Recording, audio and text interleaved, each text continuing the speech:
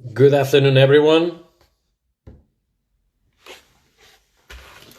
Welcome you all to this webinar. I'm going to give some seconds so that everybody interested in the webinar can join us.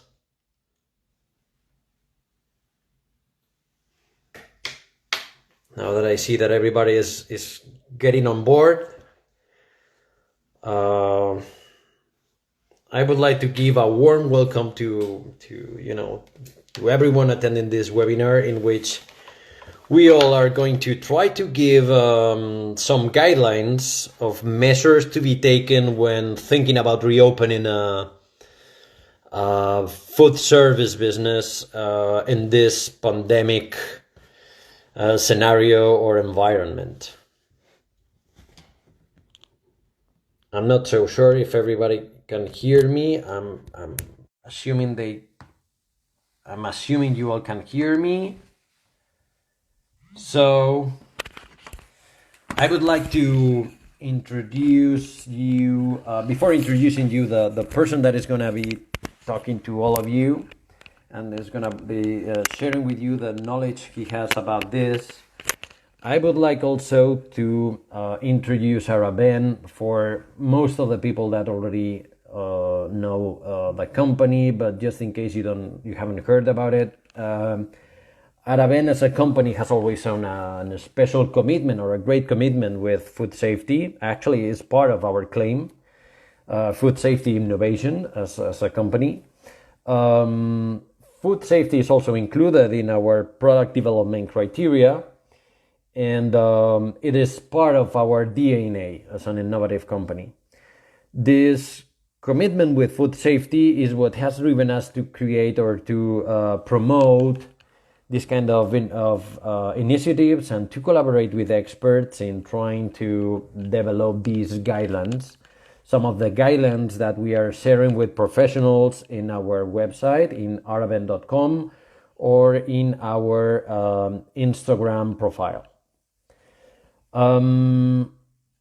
These guidelines have been created with experts, as I said before, and one of the most important supports we got to create these guidelines is Basque Culinary Center. As you will probably have heard, Basque Culinary is an institute. It's a culinary institute. It's a university, worldwide known, with a very, very good reputation because of the level of their teaching programs, and also because of the level of knowledge that they have in this industry. And they count on different experts in different areas, mainly in innovation and food safety, of course, which is an important part of the speech we're going to hear today. And also when talking about culinary arts and this kind of things. For today's speech, we count on John Regefalk, who is Swedish. He started his career working with traditional French and Swedish cuisines. Later, he continued his training in some of the best restaurants in Sweden, and under the principles of the new Nordic cuisine. And he has, of course, a wide international experience. He worked in Noma in Copenhagen. You will probably have heard about this restaurant, as was considered the best restaurant in the world for many years. Hygiene in Tokyo, or Metamorphosi, an also well-known restaurant in Rome. This experience has widened his gastronomic perspective and has provided him this expertise, not only in techniques, but also in the operations in kitchens. For the last 3 years, he has worked as a professor and coordinator of the bachelor's degree program in gastronomy and culinary arts of Basque Culinary Center, teaching theoretical and practical classes on the modernist techniques, culinary creativity, international gastronomy, and restaurant trends. He currently works as a researcher in the Basque Culinary Innovation Institute, where he works with design, development, and validation of new gastronomic products. So now I'm gonna try to contact him and to try to add him to this conversation so that he can share a lot of his knowledge in this topic with all of you. Sorry. So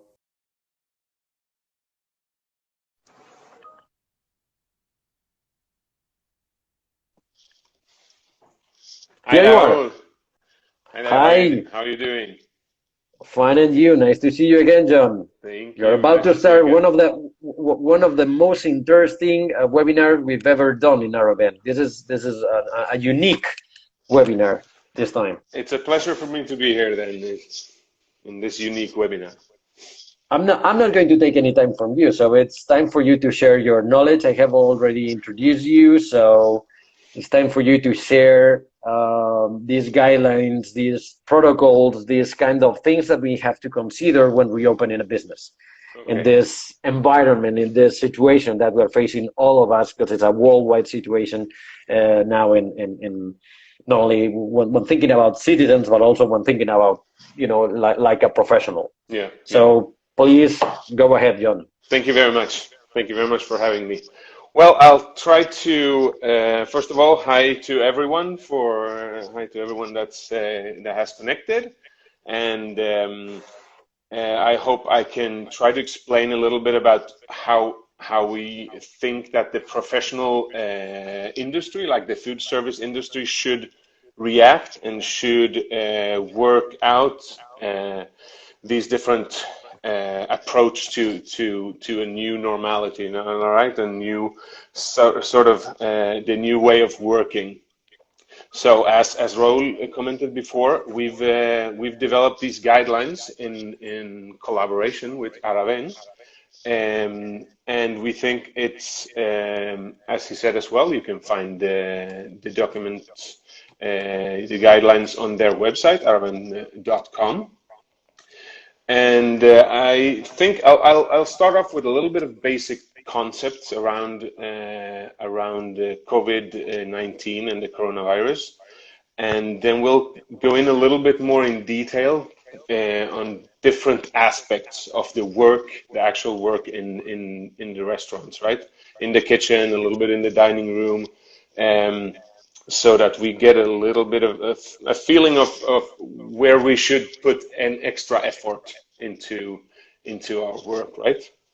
Um, so I'll touch upon different measures that we can take, but I won't go into too much detail because, as we know, every country, every territory has their own regulations at the moment, different rules. So what's valid in one part of the world might not be valid in other parts. So therefore, I'll take it a little bit more general and and something that can apply to everyone everywhere, right? Mm-hmm. Um, so, basic concepts: exposure to the coronavirus through the air. Like the main way that you can actually get contaminated with the coronavirus is through the air. People coughing, people sneezing, or even people talking.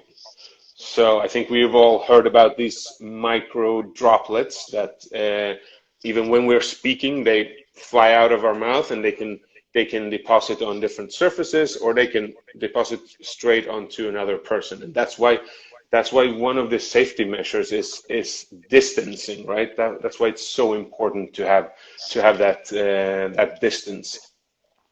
So that's one way of so to say direct contamination through these micro droplets of saliva containing the virus. But we can also get contaminated through different surfaces. Those droplets, the virus can deposit on the surfaces, and since the virus can actually survive quite a long time on different surfaces. Depending on the type of material, we're talking hours or even days of survival. So it's really important you can understand how important cleanliness and disinfection will be in these scenarios, right? So Of course, when we're talking surfaces, the virus deposits or these droplets can deposit on the surfaces, and the way that we then get contaminated is that we touch these surfaces, we get the virus on our hands, and then we touch our face, and in that way we transmit or transfer the virus to our faces, close to our mouth, our nose, or our eyes, and that way we can inhale the virus and get the disease, right? The COVID-19 disease. So those are two different. We have to take it into account that there are two different ways that this contamination can occur, right? Then the virus also can stay in the air, can stay active in the air for quite a long time, and longer in drier and colder environments or climates. The virus is quite sensitive to heat, actually. So we can use heat as a measure to kill the virus, which is what happens when you heat food. Of course, when you cook food, we raise the temperatures and we kill the virus. But we also have to think about that even food can work as surfaces. So especially talking about raw food, we have to take special measures in that sense as well. There are currently no indication, no studies have proved that you can get this disease by eating infected food. So ingestion of food is not it's not a way of contamination. It's breathing the virus. When we breathe the virus, it ends up inside our bodies, and that's the way that we get contaminated. So food in itself is not. I mean, eating contaminated food is not a problem, but the problem is breathing while you eat that food. So general prevention like measures to take, social distancing, of course, we've all heard about it. Hand hygiene is one of the key points, one of the things that we really have to be really careful and wash our hands all the time. And actually a normal soap will help us get rid of the virus. Even the simplest supermarket soap will get rid of the virus. The virus has a fatty structure, so any type of soap that attacks fat and will actually kill the virus. So there's not a need to use alcohol or different alcoholic gels and so on all the time, but we need to wash our hands all the time. That's really important. And then, of course, it comes to cleaning and disinfection of surfaces and the use of face masks, which is also a really good barrier to keep the virus at play, right? So when we're talking about the restaurant business, I think it becomes really essential that we plan all the spaces and all the different work processes that we have in our businesses, right? From a hygiene, a food safety perspective. We need to step up the hygiene. We need to ensure that all our surfaces are clean, and we also need to ensure that we have a correct distance between people, that we're not working or we're not in close contact to other people. So as I said before, I'll touch upon some different suggestions maybe for working procedures, because depending on in which territory, which country you work, these might not be legal obligations. But they're still important to take into account when working in the food industry, right? So, I mean, in the restaurants, we already have a lot of protocols to follow. We already have guidelines. They're called HACCP. They've been there almost forever. So it's a lot of these things they're not news. It's just that we need to be more rigorous about the way we work, right? and be more conscious about how we work hygiene, how we work cleanliness in the kitchen, in the restaurants. Um, because we'll always had the risk of contamination, of bacteria, of viruses, and so on. But I mean, now we're not talking about trying to avoid a diarrhea or something like that. This is something a little bit more serious, and we have to take it seriously. We have to demand ourselves to take it seriously. And I think we as professionals in the restaurant sector, if we take it seriously, it's also a way to transmit to our clients that we're taking it seriously, and that they can, like, we create a confidence in our clients that we're taking it seriously. Look, we're doing everything we can to be as to not contaminate or to not spread the virus, and that people can actually have that confidence to come back to the restaurants, because that's of course going to take a little bit of time. A lot of people are probably not very happy about.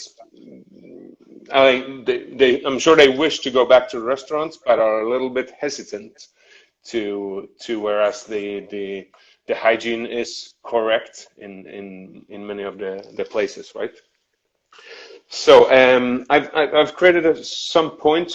Just going to go through a few points with you and talk a little bit about what I think are key points in this in working against the spread of the virus, of course. That we need to, in the restaurant, we need to clean and disinfect containers, surfaces, utensils, of course, and we should do that after each service. We should do it both in the dining room, in the kitchen, in the bathrooms, of course, of the restaurants. Right? It is our objective with that is to eliminate pathogenic elements, and we need to take the cleaning to a new level. I mean, we need to be more, as I said before, we need to be more rigorous. We need to do good deep cleaning, which is then followed by disinfection, because we can't disinfect dirty surfaces. It's impossible. The disinfection will not work. The products we use for disinfection won't work on dirty surfaces. So the process also always have to be a good cleaning followed by disinfection. So one step is to establish a good cleaning process, of course, depending on what the restaurant looks like, what the kitchen looks like. Everyone will have to work out their own cleaning process, but a good deep cleaning is always done from the less dirty surfaces to the more dirty surfaces. We also always clean from up high, and we end the cleaning at lower surfaces, right? And then once we've removed all the dirt, once we removed all everything from our surfaces, then we can proceed to do the disinfection. There are a lot of products we can use. There are a lot of different products out there on the market that we can use to disinfect our different spaces, different utensils, different surfaces. What we need to keep in mind is always use authorized products. I think every government will have their own kind of list of authorized products, and always use only those type of products, right? One of the most common ones, and actually most effective and cheapest and simplest one, is normal bleach. Bleach that can be used both for surfaces, and in some cases, if it's like food grade bleach, you can even use it to disinfect certain products, like fresh ingredients. So what we need to keep in mind when we use bleach is always mix it with cold water, Bleach is never supposed to be mixed with warm water because it will evaporate and it will lose the effect. Bleach, as I said, evaporates quite easily, and we also should use the solution that we make. We should use it the same day. We should never prepare a bleach solution with water and leave it for the next day because it will have lost almost all its effect. So that's a few points to really take into consideration. Also, bleach is not very good on certain materials. For example, stainless steel. It's not very good to use bleach on either stainless steel or other kind of, porous materials.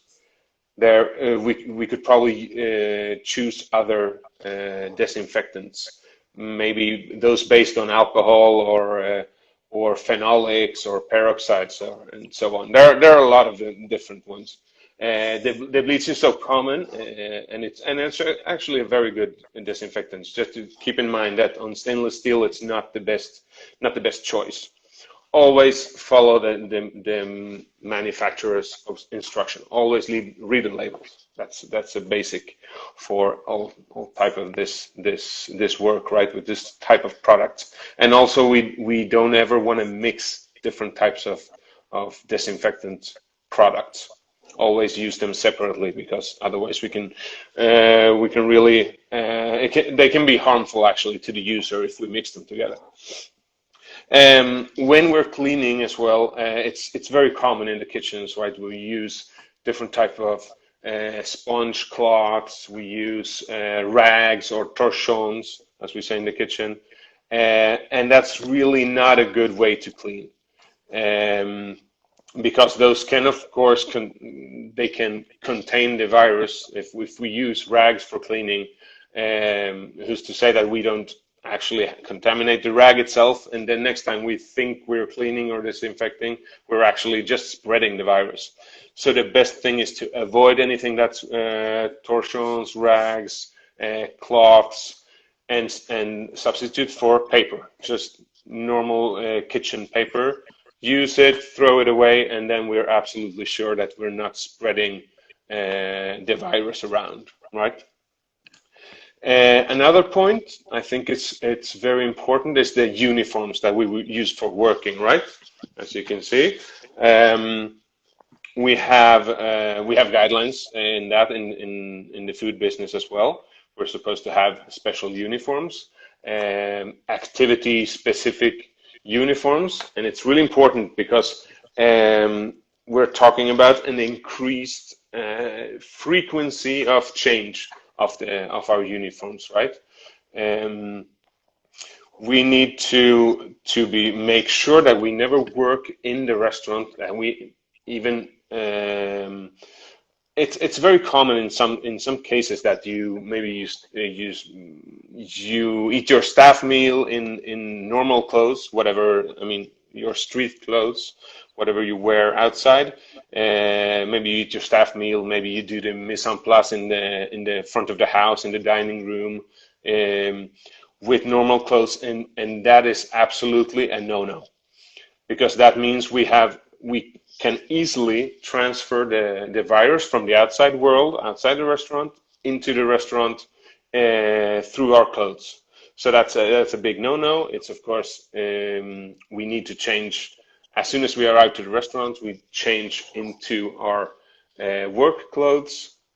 We store our normal clothes in a safe way, in lockers or in some way, in a protected way. And talking about the same thing, of course, we should never change into our work clothes at home and come to the restaurant already changed. That would be the same thing as going into the restaurant with our outside clothes. So that's another thing to take to really think about, right? Washing of the uniforms, washing of our work clothes. We should try to wash them kind of as hot as possible. As I said before, the virus can't really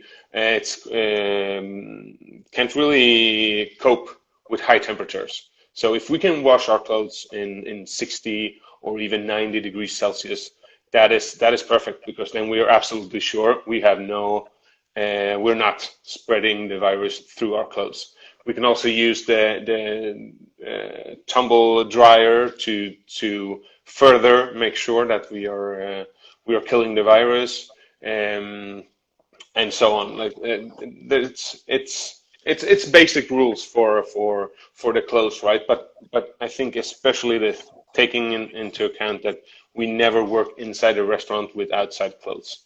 That there's a very strong separation between these two areas. What else? Face masks. Face masks should be, of course, mandatory in the dining room when you're working with clients. They should be mandatory also in the kitchen when you're working with food that's supposed to be served raw. When you're plating the food, of course, it's also a very critical moment because you can actually contaminate the food if you're not wearing a face mask. So that's a really important moment to be wearing a face mask. And whenever you're working in close contact with people, like whenever you can't guarantee like the distancing, right? The secure distances, when you can't guarantee that, always wear a face mask. I know different countries have different rules about the distancing. Some countries have 1 meter, other countries have 2 meters. So that depends on the country. But it's all for the same reason. The reason is that we're not supposed to be able to have direct contamination, right? So masks, we can use plastic screens, we can use a combination of face mask and the kind of plastic screen that covers the face, safety goggles, gloves as well. I mean, there are a lot of measures to be taken when we work in the dining room and in the kitchen. Yeah, I think like when we talk about food, right? We've said that food doesn't contaminate you. You can actually get the disease by eating food with the virus. But if we think of the food as a surface, if that food is not cooked or it's not going to be cooked, of course, and being served raw, that's a very good point for taking extreme caution when you're handling those sort of products. Always keeping them protected until the last moment when you're supposed to put them on the plate or whatever you're going to do with that. Like keep all those raw things protected until the moment, right? We're talking about salads. We're talking about fruits, raw fish, bread, like all these raw things, right? And also of course in the moment of plating, also super important that we keep our face masks on, because it's a really good barrier for not spreading those micro droplets of saliva, right? Yes, as I touched a little bit on, the food itself isn't gonna give you the disease if you eat it, but of course cross-contamination of that food as a surface, like thinking of that food as a surface, is a serious risk. So once we've heated the food, let's say we've heated it to 75 degrees Celsius, we're absolutely sure there's no virus because it can't support those temperatures. But once it comes back down in temperature, of course, cross-contamination is a risk. We can contaminate that food again. So just keeping that in mind, and protecting the food as much as possible, like using containers or using lids on stuff, or in some way always keeping that food protected. If we talk about the restaurant more like as a whole, we should probably reduce a little bit the capacity as well of the restaurants to be able to ensure that we have a safety distance between people, right? As I said before, some countries have 1 meter, some countries have 2 meters as a minimum distance between people and between tables. So that depends on where in the world you're at, where you're working. But I think the key here is to look at some sort of reconfiguration of the dining room, of the way the layout of the dining room, so that we at all times can ensure that safety distance between people. And if we cannot ensure that, we need to some way put up physical barriers, some sort of physical barrier, so that you will not cross with people that are closer than the minimum distance, right? And also trying to limit a little bit the number of people in the same space and at the same table. Our suggestion is to limit to a maximum of 10 people at one table. Could be a good measure. Also, while we're talking about the dining room, we have to really make sure that kind of all the objects that we have in the dining room. I mean, it's super common in restaurants that on the table you have some decorations, you have I don't know, some sort of art or a flower vase or whatever, and those objects can of course also be vectors and ways to spread the disease. It's very easy for someone sitting at the table touching those objects, and all of a sudden you have the virus on the object, and if you don't clean it, of course, that's a way to spread it as well. So I think what we're going to see in the restaurant business is probably a little bit more minimalistic dining rooms, like less decoration, maybe more bare tables, not so much decorations on the table, and especially not only talking about decoration, but also like useful objects that we've had on the tables all our lives in the restaurant business, right? Like napkin holders, toothpicks, salt, pepper, the oil bottle, whatever. I mean, all these things, all of a sudden, they're a big risk. So we should probably try to get rid of those. And anything that we want to keep on the table or want to keep within reach of our clients in the dining room, making sure that it's very easy and it's possible to disinfect it, so that we can either with some sort of disinfectant product, or just put it through the dishwasher. The dishwasher is a very good tool as well to raise the temperatures, as we said before, of the virus. And a normal restaurant dishwasher usually rinses at, like, the rinse cycle is usually at 80 degrees centigrade, more or less. And there we can be absolutely sure that the virus is not going to be able to stand that temperature. So that's I think a key tool in against the virus, using the dishwasher a lot. Also in the dining room, or in the whole of the restaurant, we need to have easy ways to disinfect our hands. Of course, hand washing, as always, super important, but we also need to have quite easy ways to disinfect our hands. Hydroalcoholic gels, which is very, very common.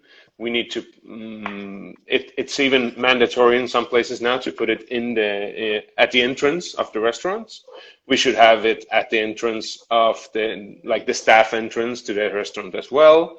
And inside the restaurant, in some strategic locations, in the dining room, in the kitchens, in the bathrooms, in the offices, whatever. We need to be at any given moment, we need to be able to disinfect our hands, right? So I suggest looking for areas where you're kind of like the areas that are furthest away from places to wash your hands, and put the hydroalcoholic gels in those places. So because as I said before, washing your hands with normal soap is perfectly valid as a way to kill the virus. But if we're far away from a place to wash our hands, the alcoholic gel can help us in a very good way. Also, if we think about the way we work in a restaurant, right? Oftentimes we don't think a lot about it, but there are some objects in the restaurant that we really touch a lot, all the time. Handles, doorknobs, switches, buttons, electronic devices. All these things are things we touch all the time, and many people touch them. It's not just one user. Each of these objects have 10, 15, 50 users. So we need to identify those objects that we touch with a very high frequency, and clean and disinfect them also with a very high frequency.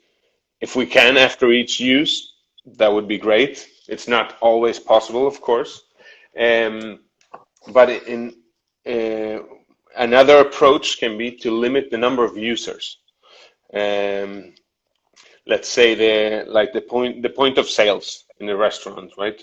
If we can limit the use of that to one single user, at least that we're not spreading it from person to person. And if we can't, at least a disinfection after each use. That's a measure to take to make sure that we are not risking these surfaces as carriers of the virus, right? A little bit talking about the same thing.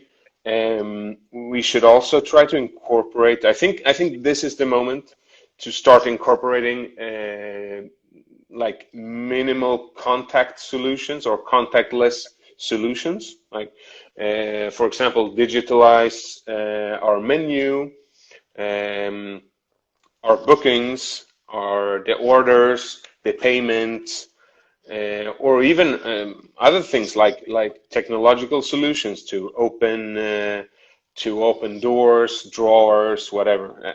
Yet again, it's the same thing. Like when you have surfaces that a lot of people touch, it is a big risk.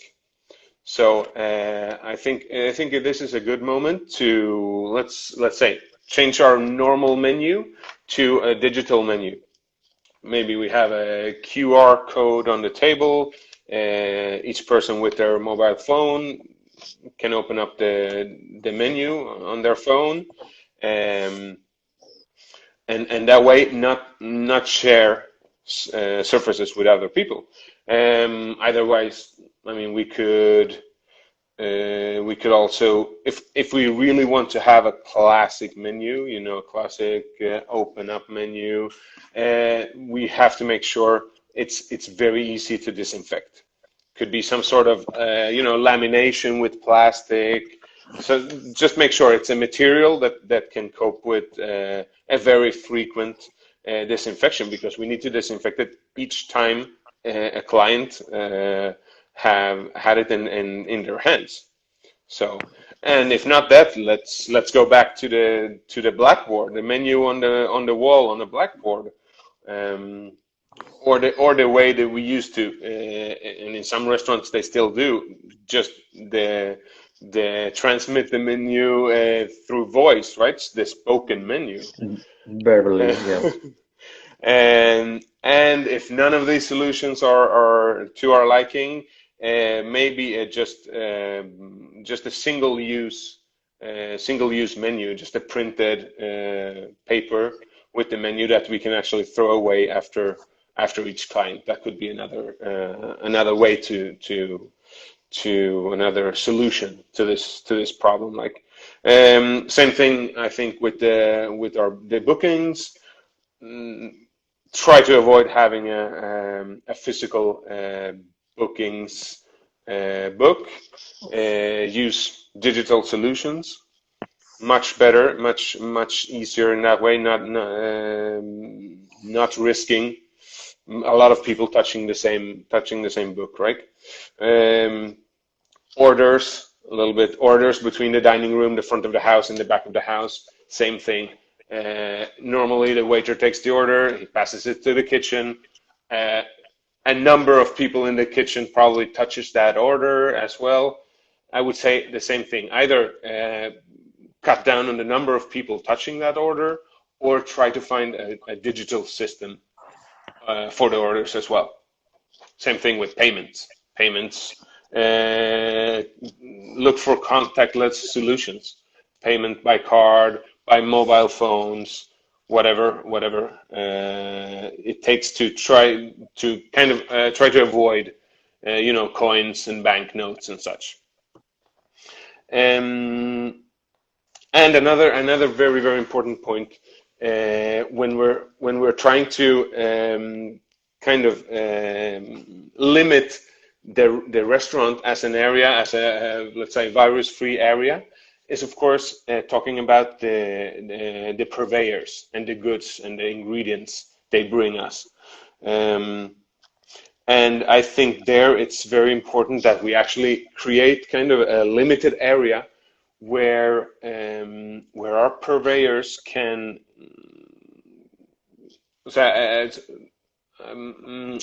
I think we should create a limited area where the purveyors can leave the goods. We do all the exchange of goods in that area, so that our purveyors don't have to go into the kitchen or pass through the dining room to deliver the goods, right? Because that's actually exactly what we don't want. Someone from the exterior, someone carrying things that have been in contact with a lot of people outside of the restaurant, in the outside world, right? We don't want them coming into the restaurants in their normal street clothes, with boxes or cases or bags or whatever that has been in contact with the purveyor, the people on the outside, the car, the van, whatever. So that's really important. Limit to what point someone from the outside can come into the restaurant or into the kitchen. So as close as possible to the purveyor entrance of the restaurant. Set up a table or limit off an area there where all this interchange or exchange of goods take place. And that's also a very good area where we can do the disinfection of the different goods that they're bringing us, right? We can do unboxing, unpacking of the products, transfer the goods that we're receiving to new containers, clean containers that we have inside the restaurant they have been cleaned, they have been disinfected. We're sure they don't have any contamination, and transfer the goods directly to those clean containers before putting it into the fridges or the freezers or whatever we're using, right? That's also a very very important point. I think in some cases we can actually ask our purveyors to help us out with this part. We can ask them to maybe, for example, for fresh produce, we can ask them to whatever they normally bring in a bag, they could bring it in double bags. And so they bring it with one external bag. When they give us the goods, they take away that they remove the external bag, and we only touch the internal bag. And that way it's another measure to kind of cut off the outside from the inside. Same thing with goods that are delivered in cases or boxes or whatever. We don't want those boxes inside the restaurant. So we transfer the goods to new clean containers, and anything that has been in contact with the outside world, of course, needs to be cleaned or disinfected, whether it's bottles or jars or whatever, cans, and so on and so on. But it's really good to limit an area and only make that sort of exchange of goods in that area. And well, I think that's kind of the most important points. As you said before, you have the guidelines as a PDF document on the website. I think it's a very good. It's not even. I mean, it's a short document. But it's very good to start thinking about how can we change and how can we adapt a little bit the way we work, our processes to this new world, right? Because it's a very difficult situation. It has affected us all, and we really need to take care. Now that we're in some countries, we're in the phase of reopening. In some countries, they're not there yet. Other countries are still open and never closed. So we're all in different phases. But I do think we need to take this seriously. I do think we need to step up our hygiene and our food safety protocols, really, all the measures. I was inviting everyone to have a look at our guide because even though we know most of the things that are included in there, because as you said before, most of them are included in the hazard recommendations that are well known, since the very beginning of the modern food service industry. So even though we know all those guidelines, it is true that in some cases it's just kind of a checklist. Okay, a checklist in which you can have a look at the different points you have there and to see, have you think about this? Okay, yeah, this point, this operation has to be done in this way. This food safety measure that I was thinking that should be taken in this way, it's correct, but maybe in this other way it could be better from an operational point of view, this kind of thing. So that is why I was inviting also everyone to have a look at the guide that we've created, and that is available in our website and also in our Instagram profile. Now we're gonna open time for some questions. We don't have much time. We just have like 10 minutes. But I'm seeing in the screen. Did I talk too much?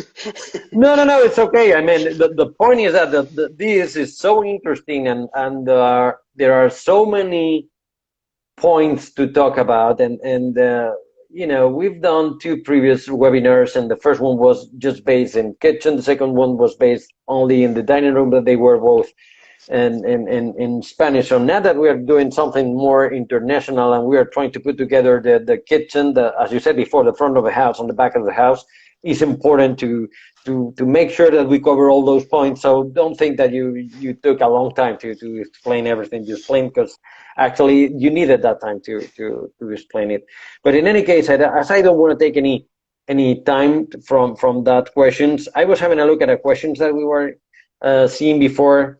That was, there was a person asking about how often, the question was, how often should we change, the staff in the kitchen should change their face masks? Is that something that they have to use just once? Just one per shift, one per day? How often should they change those face masks? Just in case that there are, disposables, because we know that there are some other face masks that are not disposables, that you just put them inside the washing machine and with soap, and as you said before, with high temperatures, they are fully cleaned. So yeah. No, exactly. As you say, it all depends on the type of face mask. The general recommendation is that the disposable ones, the cheapest ones, that are sometimes called surgical face masks, are changed each 4 hours. So you would need at least, depending on your shift lengths, you would need at least 2 each day. So that's the general guideline for the normal ones, the surgical ones, the disposable ones. But as you say, you also have the ones that you can wash, then you can clean, and you have the other ones that you can change the filters. So each one of them have their own set of rules around it. But for the normal simplest ones, the recommendation is every 4 hours. Every Is the 4 hours. changes. Yeah. Okay, got it. I have some other questions that I wanted, because I've been taking notes while at the time you were speaking, and I just wanted to share some of the questions that I was thinking about when you were talking. Um, an important point is about tableware and utensils and the protection of this tableware and these utensils.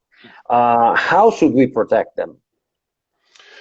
Well, I think if we're talking about the dining room, we need, as we all know, it's very common in the restaurants that front of the house staff comes in the morning, put everything, like set up the tables right away, put the tablecloths on, maybe the glasses, the wine glasses, the cutlery, and that is something we can't do anymore.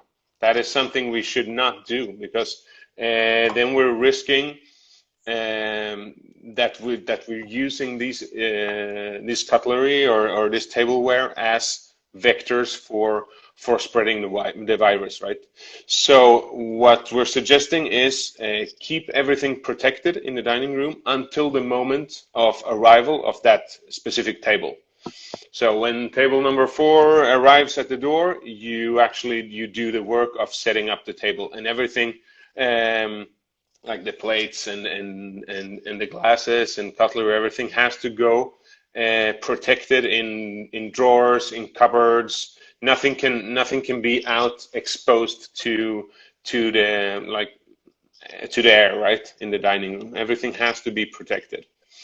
And the good thing, the good news with that is that as I said before, we can use the dishwasher as a really great tool to kill off the virus and make sure that, I mean, when our plates come out of the dishwasher at 80 degrees, they are completely clean. If we store them away in that moment, we can be sure that even the day after, and they have been protected, they're going to be fine.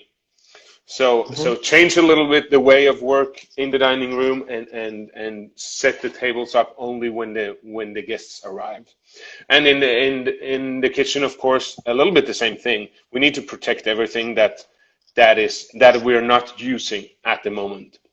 So different containers with lids, cupboards, drawers, everything. We can't have a container of salt open, standing there in the middle of the kitchen anymore. Everything has to be like protected with lids and so on. So that's a very important point, yeah. Yeah, from our perspective as a manufacturer, we have a wide experience in containers with lid, as you Of may course, say. yeah, you In the are the beginning. experts. Yeah. So coming back to the questions, I have this is going to be the very last question, as we are about to finish our webinar today. What does a good after service process in the kitchen look like? Ooh, good question. Good question. Um, Well, I think we could learn from. I mean, we're talking about. I'm talking to a lot of different style of restaurants, different levels, of course, different type of kitchens, whatever. Um, but I think we can all learn something from well-working kitchens. Maybe in some way we can imagine kind of like the top-end restaurants, the way they work in the kitchens, where and I'm speaking out of experience here, because I think it's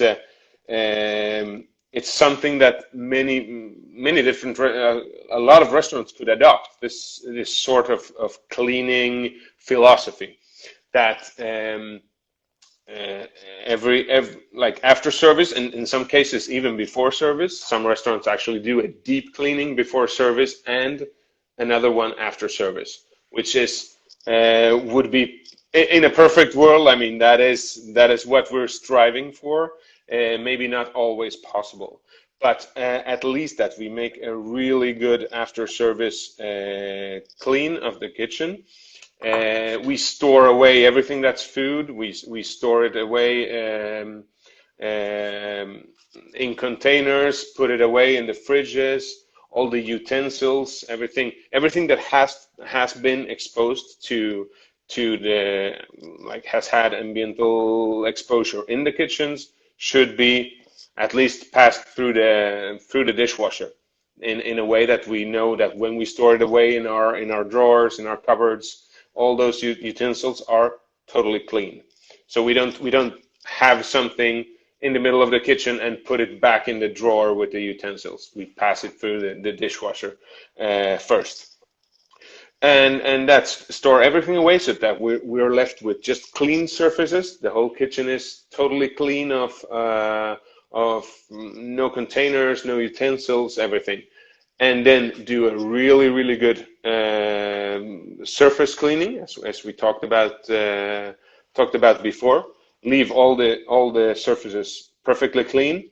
Then optional, but it could be good in these times, a disinfection, of course, with bleach or with any other authorized product, so that we leave everything just sparkling clean. And once the whole kitchen is clean, this is another thing to think about. Once the whole kitchen is clean, of course, we don't want to contaminate it again. So that's another moment where we should actually be wearing our face masks.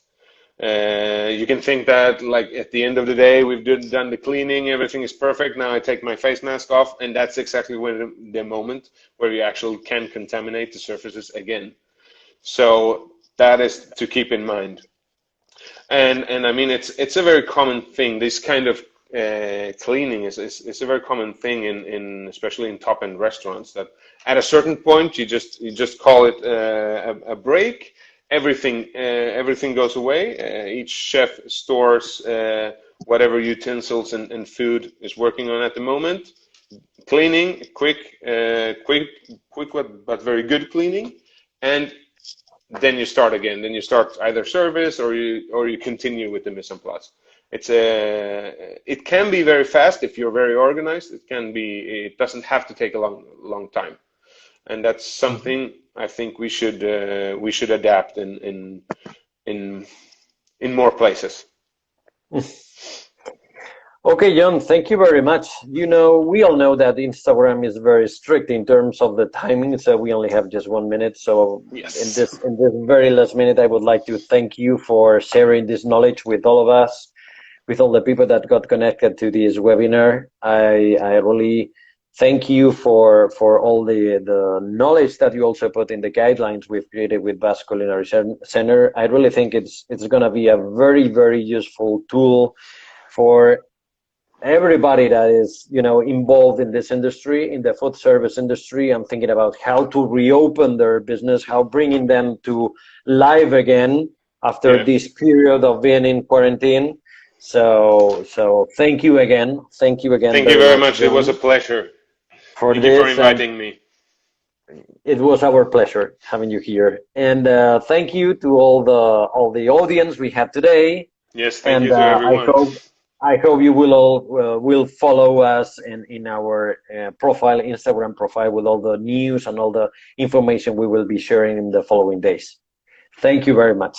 Thank you. Bye-bye. And bye.